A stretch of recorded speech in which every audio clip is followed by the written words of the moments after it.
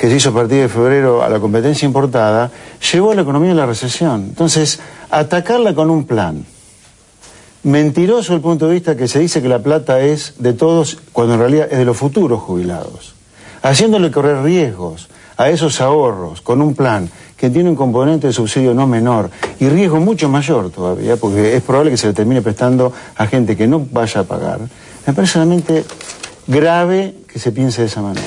10 planes anunciaron en 10 años aproximadamente, ¿no? 10 anuncios de planes de vivienda. Fernanda, cuando se discutió esto en el Congreso, José Luis Espert dice, le mintieron, se apoderaron de los fondos. Se apoderaron de los fondos con la inestimable colaboración de muchos diputados y senadores. Mira, cuando se discutió en el Congreso, nosotros siempre tuvimos de la coalición cívica la misma postura, que era la defensa de los jubilados. Y cuando uno está en ese lugar, lo que tiene que ver es específicamente qué va a pasar con los fondos de los jubilados en el momento que se toma esta decisión, que era la estatización de los fondos. Y lo cierto también es que nosotros también creemos que los fondos deben ser estatales. Los fondos de los jubilados deben ser estatales. El Estado debe asegurar y garantizar que los jubilados tengan una jubilación digna. Lo que veíamos en ese momento es que en realidad la estatización no respondía a una búsqueda de que el Estado sea garante, sino a la búsqueda de poder resolver sus problemas de caja inmediatos y cortoplacistas. Entonces, ¿qué planteamos? Bueno, la verdad que así las cosas no las queremos. Sí queremos que haya alguna instancia o alguna articulación que garantice que esa plata va a ir para los jubilados. ¿Qué nos muestra, después pasada el momento, que nos muestra la historia? Es que efectivamente la plata no fue destinada a quienes lo necesitan. Y es más... Perdón, Fernanda. Sí. Por eso rescatamos, y no ingenuamente, claro, no es solo para hacer una chicana política con el Perón del 73, a la Cámpora y a todos los que hoy se levantan como más protagonistas que aquel protagonista, sino porque Perón ya advertía, Perón, el numen del nacionalismo popular original, decía, yo he visto cómo diversos estados han malgastado el dinero de los jubilados. ¿Sabes qué pasa, Pablo? Que O sea, nunca tuvimos ese estado ideal que iba a proteger, nunca lo tuvimos. Es que tenemos un problema. En realidad, nunca ha estado el Estado como institución política privatizando los fondos de los jubilados o estatizándolos. Nunca los jubilados fueron prioridad. Porque la década de los 90, cuando se privatizaron los fondos de la CFJP y se pasaron a la CFJP, todas las personas tenían que sí o sí ir a jubilarse y tenían que anotarse en el sistema privado. Y mientras tanto, ¿qué hizo la CFJP?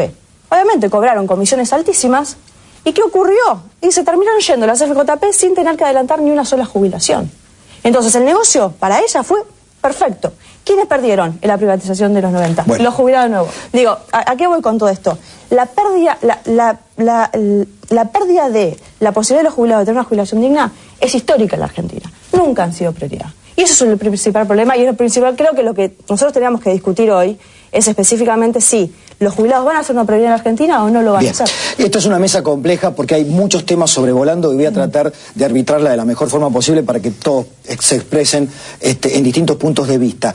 Desde un punto de vista es el dinero de los jubilados, el Fondo de Garantía y Sustentabilidad. Desde otro punto de vista, la Unión Industrial otra vez y todos aquellos que creen en las políticas contracíclicas, como le llaman, dicen un plan de viviendas para alguien que no tiene nada, con una inflación del 25% a una tasa del 2%, es un regalo y también es una fuente de multiplicación de actividad económica. ¿Ustedes cómo lo ven a eso? Nosotros desde la Cámara Inmobiliaria Argentina, ya desatada la crisis financiera internacional en el año 2008, veníamos reclamando precisamente fuentes de financiación para la primera vivienda, para la posibilidad de acceso a los asalariados. Indiscutiblemente entendíamos en aquel entonces que era necesario un aporte del Estado, un subsidio. Si fueran fondos del ANSES, bienvenidos en aquel entonces a partir de la nacionalización de los fondos de jubilación y pensión, pero siempre partiendo de la premisa que no estuviera en riesgo el haber jubilatorio de los actuales jubilados y más aún de los futuros. De modo tal de que, coherentes con aquella situación, le damos la bienvenida a estos créditos, pero damos por descontado que el gobierno aguzará el ingenio de modo tal de que esto no sea deficitario. ¿Y por qué le damos la bienvenida? Primero, porque es necesario tener créditos de largo plazo y de fácil acceso a la primera vivienda, habida cuenta el altísimo déficit habitacional que tiene el país, que viene creciendo permanentemente. Segundo, porque a la luz de los acontecimientos que precisamente comentaba José Luis y de esta situación económica, nosotros entendemos que a 7 u 8 meses ya va a haber mano de obra de la construcción desocupada, muy especialmente en Capital Federal y Gran Buenos Aires, si bien entiendo que estos créditos indiscutiblemente podrán beneficiar al segundo cordón del Gran Buenos Aires hacia el interior del país, de modo tal de que entiendo que puede haber una, digamos, una ocupación de mano de obra de la construcción y puede haber una dinamización de determinadas economías regionales. Ahora, Néstor, y también José Luis, empiezo a abrir el debate ya con el doctor Sapsay y con nuestro representante de los consumidores. Vamos a hablar de algunas restricciones, algunos alertas muy complicados sobre determinados derechos. Para otorgar crédito hipotecario en cualquier sociedad, gobierne la derecha, la izquierda, ¿no hace falta ahorro genuino de sus ciudadanos? ¿No hace falta una inflación razonable? Absolutamente. Digamos, tolerando una inflación razonable. Cuando usted, con muy buena voluntad, dice, nosotros le damos la bienvenida a los créditos del ANSES, pero a la vez somos todos aquí en esta mesa conscientes de que la inflación es mayor al 25%, no estamos, digamos, no hay una cierta ingenuidad en creer que créditos al 9% pueden llegar a ser un beneficio para los futuros jubilados y no claramente una pérdida? Pablo, nosotros entendemos que en un sistema financiero como el que existe en nuestro país, con un nivel inflacionario tal y un sistema financiero muy cortoplacista, los depósitos a plazo fijo están en 30, 60, 90 días, calzar una operatoria a 10 años es muy difícil. Y habida cuenta la pelea que el sistema financiero argentino, o mejor dicho, el país, tiene con los mercados de crédito internacionales, por distintos incumplimientos y reiterados incumplimientos, indiscutiblemente ese mercado financiero internacional, que en algún momento tuvo tasas realmente convenientes y que pudieron haber llegado a la Argentina, indiscutiblemente nosotros a esos mercados no podemos acceder. Hoy están prestando el 5%, creo, en el mundo. En el mundo el costo del dinero es muy bajo y nosotros no nos jactamos en Estados Unidos de que no le pedimos plata a nadie y pagamos con reservas. Mira, vinculando lo tuyo con lo que comentaba acá el señor, digamos, el gobierno se quedó con la empresa más grande de Argentina, YPF, con el control, ¿no? Sin poner un peso. Con esa volatilidad de regla de juego, cuando vos tenés un estado ladrón como este, el crédito hipotecario, que es un crédito a largo plazo, es difícil que exista. Punto 2, si vos no tenés ajuste por la inflación del capital, es muy difícil que exista el crédito hipotecario porque las tasas de interés siempre van a ser alucinantes e impagables. Otra cosa, el problema en la Argentina no es que se construye poco, la construcción voló en la última década. El problema es que la gente no llega a comprar las casas que hay. ¿Y por qué no llega a comprar las casas que hay? Porque el precio de las casas volaron en la última década. ¿Y por qué volaron? Porque la tasa de interés real en la última década por lo menos estuvo 5 o 6 puntos por debajo de la inflación. O sea, con tasas de interés reales negativas y con un banco central con la cantidad de reservas suficiente para pagar cualquier corrida, era obvio que iba a volar la construcción y el precio de la construcción. Por otro lado, el nivel de morosidad que estos planes tienen en general es enorme. Por otro lado, el FONAVI es un plan que está parado por falta de gestión de parte del Estado. Y vuelvo a decirte, Argentina entró en recesión y la caída de la actividad económica de abril fue enorme. Parece ser que se estancó nada más con respecto a abril del año pasado. Pero la caída contra marzo fue del 1,3%. Ya seguimos con si analizás el 1,3, es 14% de caída anualizada en la actividad. Pablo, ¿puedo acotarte algo con respecto a esto? El tema de los planes. Porque yo creo que el gobierno tiene claramente dos problemas que quiere resolver. Uno tiene que ver con el déficit habitacional, que no ha resuelto en 10 años de gestión, porque como bien te decías, hay 10 planes andando, en realidad hay 13 programas que tiene el gobierno andando que no han resuelto el problema deficitario en vivienda en la Argentina. Es más, el último censo dio que aumentó un 3%, o sea que hay 3 millones de familias que hoy están en situación de falta de vivienda. Un 20%. Un 20%. Y a eso hay que sumarle obviamente todos los planes que han dado en el último tiempo, que tampoco se terminaron de ejecutar. Si vos me decís, a ver, ¿ustedes están de acuerdo con cómo se ejecuta este plan o si se va a llevar este plan adelante? Yo te puedo decir, mira, es un anuncio más. Es un anuncio más que una tasa totalmente, obviamente, muy baja, porque vos a quienes estás tratando que accedan son aquellas personas que no pueden acceder al mercado de crédito que existe hoy en la Argentina. Esto es una realidad. Ahora, la discusión que viene a eso, atrás de eso, ¿qué es? Bueno, ¿quién subsidia esa tasa baja? Y ahí es cuando nosotros entramos en el tema de los fondos de los jubilados. ¿Quién debe subsidiar? ¿Deben subsidiarlo los jubilados? ¿La tasa baja que hoy se está pagando? No, en realidad si es una política del gobierno que lo que quiere es terminar con el déficit habitacional, que no ha logrado terminar en 10 años, por lo menos debería ser el Tesoro quien tendría que subsidiar esa tasa, Fernanda, no los jubilados, como Fernanda, siempre. eso es un tema económico que quiero pasar al otro tema ahora.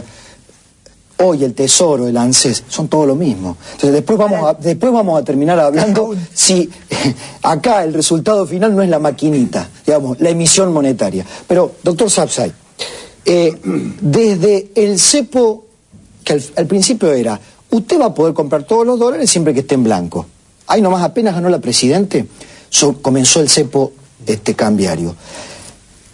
Comenzó una restricción a determinadas libertades individuales que al principio parecía no alterar a nadie, como aquel poema adjudicado a Bertolt Brecht, ¿no? Primero fueron por los pequeños detalles para comprar dólares, no me preocupen porque no quería comprar dólares en ese tiempo, ahora sí. ¿Usted puede hacer un balance del avance sobre las libertades individuales que ha hecho este gobierno en los últimos meses? Sí, ha sido enorme y además es cierto que los derechos no son absolutos. La misma Constitución lo dice así.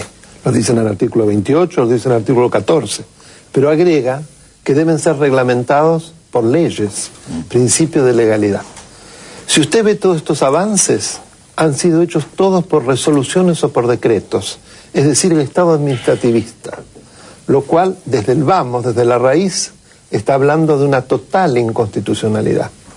Por otra parte, aunque el Congreso lo haga, las limitaciones deben ser razonables, no arbitrarias. Es decir, tiene que haber una argumentación que realmente sea lógica y que implique que esa limitación a los derechos individuales se hace en pos del bienestar general.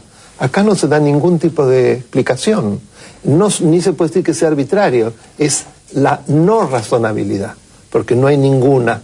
E inclusive, en el tema de los dólares que usted decía, a las mismas personas que en determinado momento solicitaban, cuando no era el cepo ya casi total como es ahora, sí, no les permitían, les decía que había inconsistencia. Inconsistencia, para comprar un dólar o dos dólares. Sí, conozco varios casos. Al mes que viene sí. Pero ahora entonces, ¿cómo se explica eso? Sí. Se explica porque estamos en el reino de la arbitrariedad y porque se ha destruido la división de poderes. Y con el tema del plan de vivienda nos encontramos con la misma secuencia, que esto nadie llega realmente a acercarnos lo grave que es. En primer lugar, respecto de los fondos de ANSES, se está incumpliendo 2 sentencias de la Corte Suprema de Justicia de la Nación. Los casos Badaro 1 y Badaro 2, que le exigen al ANSES un determinado reajuste. La ANSES, lejos de cumplir, lo cual los fallos de la Corte, máximo órgano de otro de los poderes, no son para opinar, son para cumplir. Destina esos fondos para un plan de viviendas con una tasa subsidiada. Esa es la causa de la reacción de la Corte de ahora. Pero por supuesto, es vergonzoso.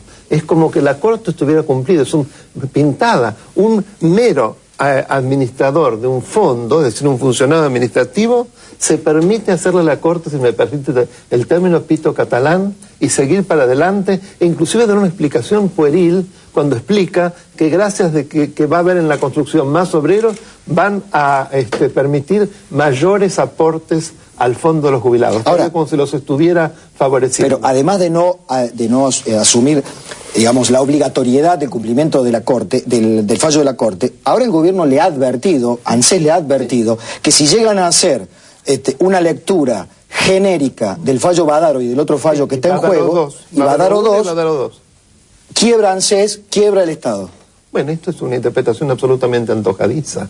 No quebrará tanto, porque además la misma Corte ha dejado razonablemente que el Estado vea el modo como va cumpliendo, ¿no? Pagando a los jubilados los reajustes, y no obligándolos cada vez a la judicialización y a poner un cupo en el cumplimiento. Pero sí podrían determinar una cierta tasa y no destinar los fondos a otra finalidad. Pero además hay otro, si me permite, para seguir con la saga, hay otra inconstitucionalidad flagrante. Las tierras sobre las cuales se van a hacer los planes de vivienda son tierra pública que se va a cambiar de destino. Sí. El inciso quinto del artículo 75 de la Constitución dice claramente que eso le corresponde al Congreso. Es decir, establecer el destino de la tierra, de los bienes públicos. Ahora, y acá se hace por decreto. Le hago una pregunta básica. Le hago una pregunta. Es de libro esto, ¿no? Bueno, yo le hago una pregunta. Antojadiza. Yo le hago una pregunta de instrucción cívica, Sí, ni siquiera de primer año de abogacía. Si no cumplen los fallos de la Corte, ¿qué se hace con un gobierno? Lo que pasa es que es inconcebible que no cumplan. Bueno, pero llega sí a la puede pasar en conclusión de Argentina. que los como. Y recuerde usted lo que pasó con el procurador de Santa Cruz, con el doctor Sosa. Sí. 5 fallos que no cumplieron. E inclusive invitaron al incumplimiento. Simplemente que se vive en una situación en la cual la República queda absolutamente exánime. El problema, Perdón, que quiero preguntarle a nuestro quinto invitado. Si no le hacen caso a la Corte Suprema de Justicia, ahora una reglamentación a instancias de Guillermo Moreno, el médico brujo de la economía nacional, dice que va a poder dar de baja a las organizaciones de consumidores. ¿Qué les parezca? Esa es la lectura que ustedes hacen. Que correspondan, dice. Que correspondan. Que correspondan. Bueno, que correspondan según la medida de Moreno. Bueno, esperamos que no utilice. Es una herramienta que estaba prevista ya en la legislación desde el año 1999. No es una prerrogativa nueva de Moreno. Lo que a nosotros nos llama mucho la atención es que la exhumen ahora y la pongan sobre la mesa, ¿no? ¿Por qué ahora? Como diciéndo,te ojo que la tengo, ¿Por qué la ahora? puedo usar. ¿Por qué ahora? Y porque por todo este escenario gratis. que estamos hablando, el que describió Luis Barrio Nuevo, ¿no? No hay mejor vocero de esta situación que Luis Barrio Nuevo, porque a nosotros nos pueden tildar de cualquier cosa. Barrio Nuevo es peronista, o sea, es de ellos, y hace ese análisis. Entonces, en este momento hay asociaciones que medimos precios, y creo que los precios lo ponen muy, muy nervioso a Moreno, porque además los precios que nosotros medimos son los reales, los de bolsillo, no son los que se arman en el INDEC. De manera tal que han vuelto a poner esta resolución sobre la mesa como nosotros consideramos mecanismo de amedrentamiento o disciplinamiento. Esperamos sinceramente que no lo usen, pero bueno, está. Y respecto a lo que decían antes de los fondos del ANSES, yo me acuerdo que cuando asumió Néstor Kirchner la presidencia de la República, el lema de su gobierno era Argentina, un país en serio. Y la verdad que si uno mira ahora, y con el mayor de los respetos, si permitime la licencia, esto es un país en joda. La verdad, porque el ANSES le va a prestar plata de los jubilados a un plan de vivienda a gente que no lo va a poder pagar, seamos realistas. En el largo plazo no lo van a poder pagar sin el aval del Congreso, lo cual lo convertiría en una política de Estado donde tengamos la garantía para ese nuevo deudor que los futuros gobiernos y administraciones mantengan este plan. La paradoja del plan es que quienes son los dueños de los fondos no pueden aplicar a los préstamos porque no está previsto para los jubilados. Y más aún, los jubilados, el ANSES, cuyos fondos tendrían que estar para pagarle a los jubilados, los somete a la judicialización, como dijo Daniel, porque tienen que ir a un juicio para poder cobrar las sentencias por el reajuste, lo cual el sistema es de locos. Yo creo que es de locos, lo planteamos en... de locos. Volvimos a la locura. Entonces, sí. Entre el impuesto que se cobra sobre el salario, 140.000 millones de pesos en 2011, más todos los impuestos que se le transfieren de IVA, coparticipados, ganancias, el ANSES tiene por año, cerremos 2011, ¿no? 240.000 millones de pesos de ingresos. Y me decís que no le podés pagar una sentencia a un jubilado. Y me decís que vas a regalar plata de los jubilados para financiar un plan de obra pública. Y agrego, esta es la locura a la cual vos agrego, en la locura esta, hay jubilados en nuestro país que de su haber previsional tributan impuesto a las ganancias. Yo quiero que me expliquen por qué se considera una ganancia, una renta, un haber previsional. No hay lugar en el mundo que pase eso. Lo mismo que los trabajadores. Nosotros estamos por la eliminación total del impuesto a las ganancias a los trabajadores. Un punto. Sí. El marco jurídico del ANSES le prohíbe hacer inversiones no retributivas. Sí, porque tiene que ser seguridad del resultado. Exactamente. Claro. Es decir, que por todos lados. Inversiones que no puedan asegurar un retorno. Es puro gasto público, este plan es puro gasto público. Es un disparate usar el Fondo de Jubilaciones y Pensiones para financiar algo que es gasto público de pérdida. La vamos a seguir. ¿Me permiten hacer una pausa? Está lindo el debate. En un ratito estamos de vuelta. Vamos a recordar el contexto en que la Presidenta de la Nación hacía estos anuncios que fundamentalmente tenían como eje el nuevo plan de créditos con fondos de ANSES y del Tesoro, que es más o menos lo mismo.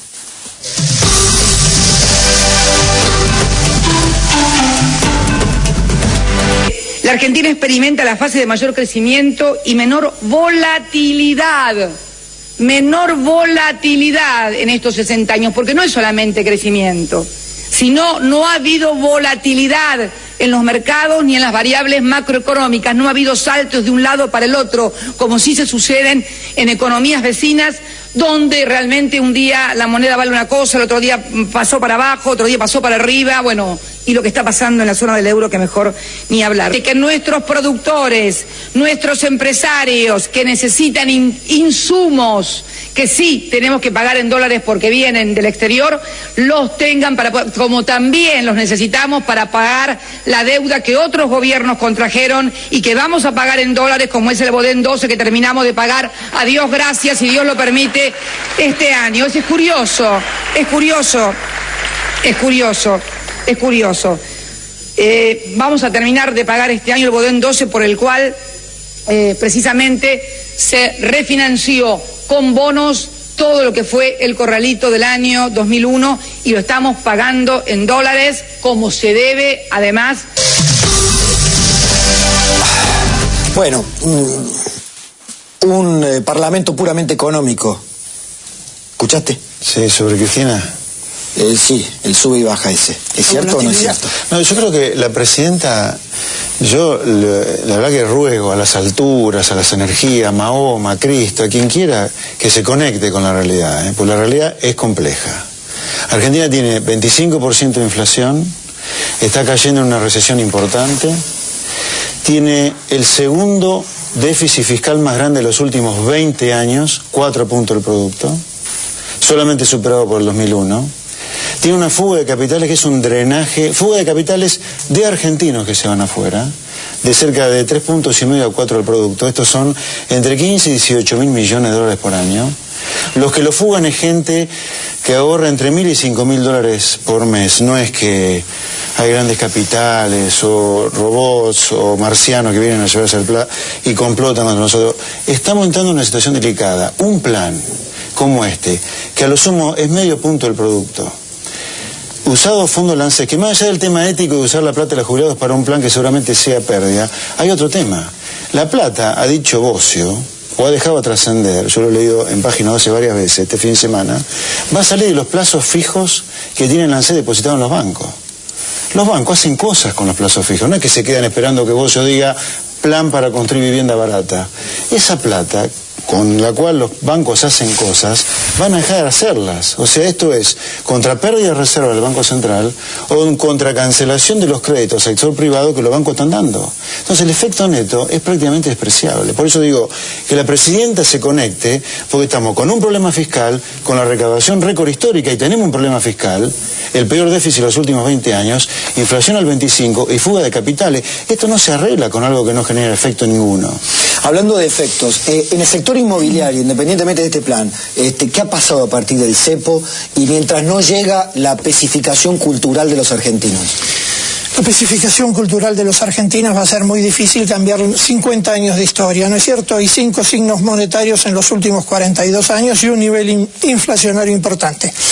En el mercado inmobiliario, desde el 31 de octubre del año pasado, momento en el cual se instauró el cepo cambiario, indudablemente ha venido disminuyendo el nivel de actividad, pero muy especialmente a partir del 1 de mayo próximo pasado, donde se agudizó el tema, bueno, virtualmente se ha paralizado. Pero se ha paralizado no solamente por una restricción en la demanda, o sea, se ha restringido, digamos, la demanda, se ha, digamos, retraído totalmente, sino que también se retrajo el oferente. Y esto por sobre todas las cosas, por la incertidumbre que las medidas están generando.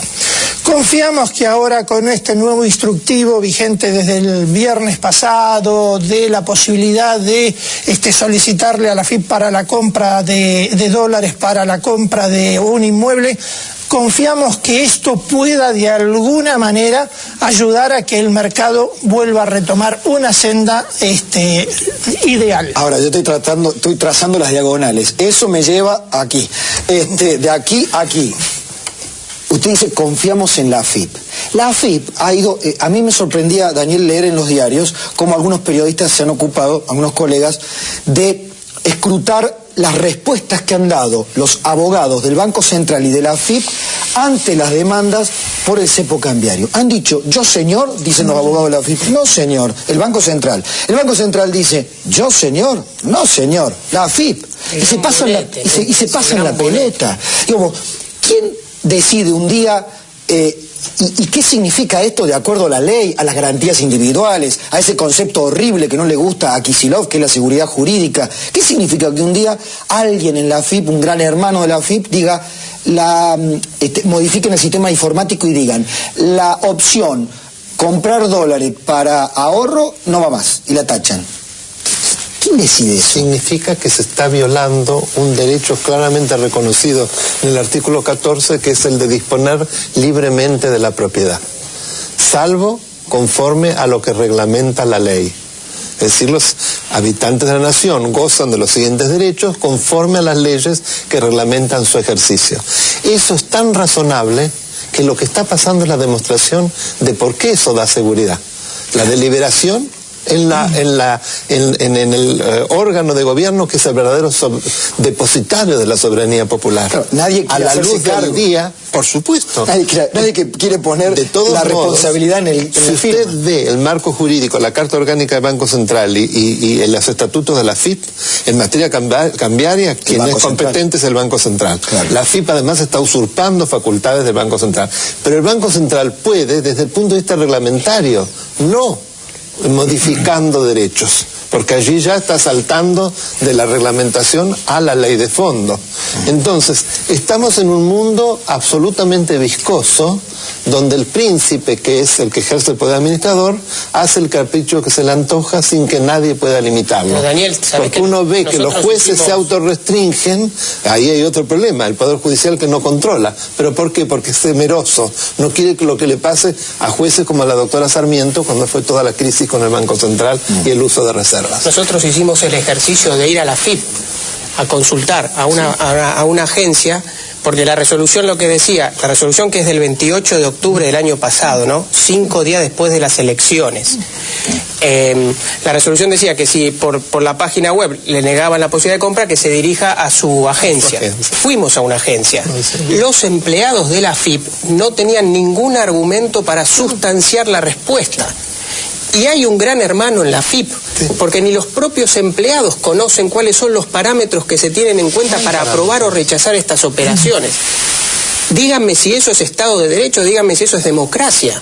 Además el disparate, vos cobrás un ingreso en blanco y querés comprar dólares. Te dicen que no. ¿Cómo es posible que te digan que no y te mandan a cometer el delito que ellos mismos persiguen con los perros y la policía? Pero te dicen que no, sin decirte por qué no. Porque te pueden decir, yo tuve en cuenta esto y esto, pero no te lo informan. ¿Sabes cuál es el problema? Nosotros creo que estamos ante un modelo, claramente el modelo es un modelo kirchnerista, y es un modelo kirchnerista de parches.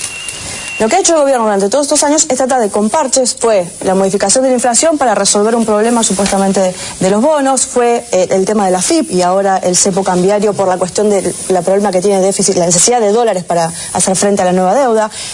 El parche ahora de los créditos, ¿sí? El parche que han hecho con los jubilados, porque en definitiva han generado un aumento de la mínima, pero sin embargo no resuelven también el problema de fondo que tiene que ver con la sentencia. Entonces un gobierno de parches.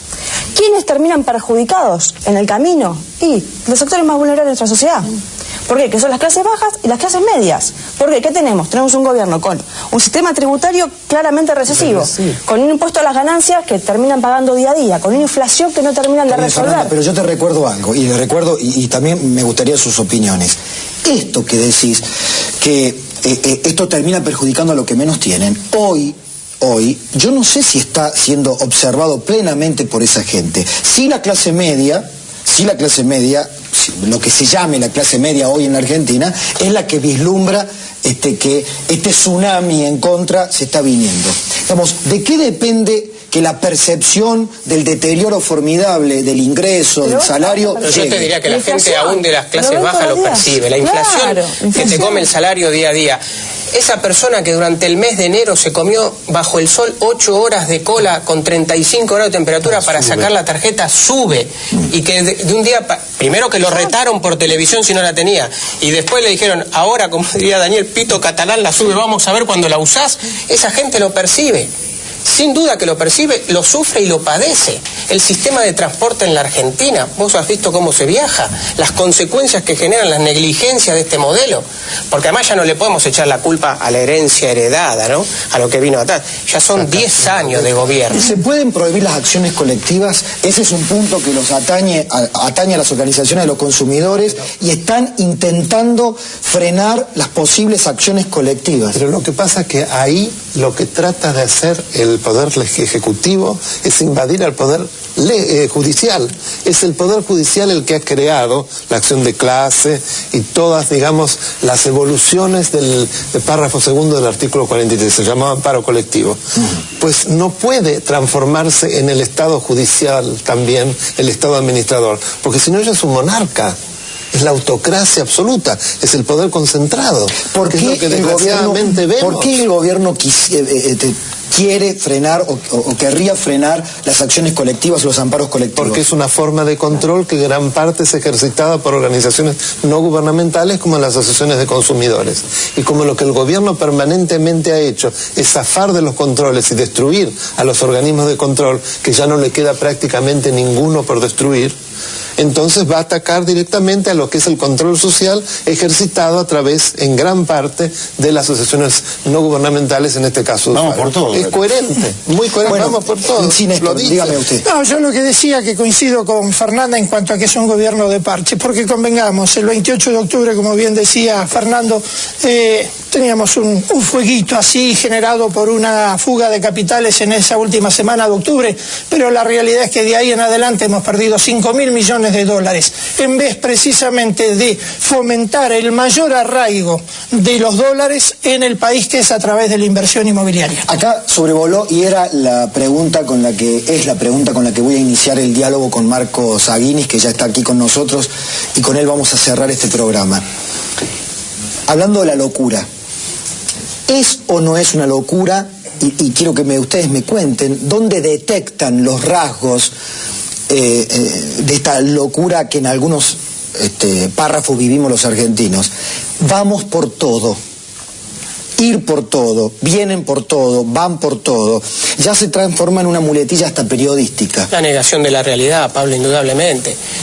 No atender al tema inflacionario desde hace 3 años y decir que era distorsión de precios. Y ahora darnos cuenta, como hizo el secretario Moreno esta semana, que terminó reconociendo la inflación es alta, pero la vamos a ir bajando. Ahora, perdón, pero la distorsión económica se ve claro, el vamos por todo. Te gastaste toda la recaudación. Hoy el Estado argentino recauda casi 900.000 millones de pesos y tiene déficit fiscal. O sea, te gastaste toda la recaudación, no te alcanza. Vas contra los fondos provisionales, no te alcanza. Vas contra el Banco Central, no te alcanza. Contra el Banco Ciudad. Todo, van hasta por el fondo del Banco Ciudad. Tal vez la locura, ¿no?, de haber perdido una oportunidad muy grande en la Argentina, porque tuvimos muchos años de crecimiento y sin embargo no se pudieron resolver los problemas de fondo. Y hay una cosa que no es menor. El gobierno hoy no reconoce que tiene una deuda con los jubilados. Una deuda real. No hay ni superávit en el ANSES, hay un fondo de garantía, que ese fondo de garantía tiene que sí o sí hacer frente a algo, que son miles de sentencias y miles de jubilados que por no querer llevar adelante una acción colectiva, porque no la quieren llevar, persiguen a los jueces, persiguen como el juez Herrero, etcétera. Entonces, hoy creo que la locura es haber perdido 9 años de crecimiento, dando posibilidades para resolver estas cuestiones y que no lo han hecho, ¿no? Para mí, desde el punto de vista institucional del Estado de Derecho, el ir por todo es no entender que el gobierno de un sistema constitucional es por esencia limitado. Y acá lo que se quiere es tener un gobierno ilimitado en el que un solo órgano o una sola persona concentra todas las potestades y todos los demás están supeditados. El que molesta es un enemigo que hay que perseguir, hay que destruir, hay que humillar.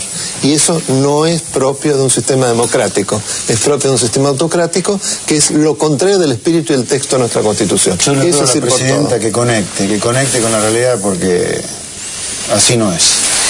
Yo les recomiendo, yo no sé si ejerce en este momento, tengo el dato, el doctor Marcos Aguinis.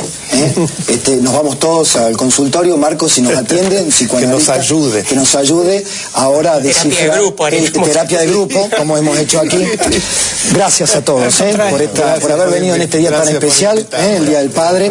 Felicidades a todos los padres. Felicidades. Sí, sí. Marcos Aguinis, para cerrar.